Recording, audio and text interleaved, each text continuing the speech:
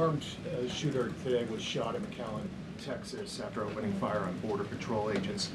Comes just days after Democratic Congresswoman Pramila Jayapal recently said she gets, quote, inspired when activists obstruct ICE.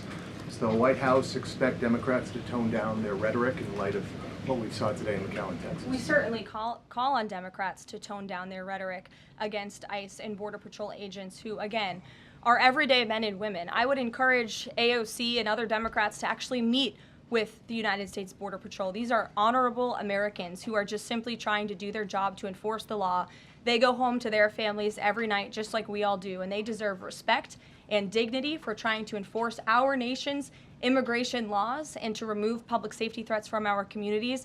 The White House is aware of the shooting that took place today in Texas, and we are working with the appropriate federal agencies to get to the bottom of what happened. Building off of the question earlier about the shooter in Texas who targeted ICE, Axios reported today, I believe, that Democrat lawmakers were saying their constituents are calling on them to be more violent when they go to ICE facilities, including, I believe, they want them to shed blood, and that they said that Democrat lawmakers should be willing to get shot themselves.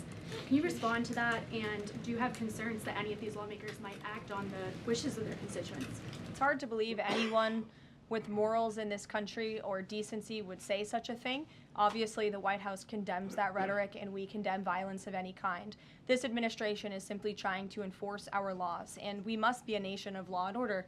You cannot simply waltz across our border and live here illegally and expect to stay. We are going to enforce our nation's laws, and the men and women who are doing that are doing so in a respectful way.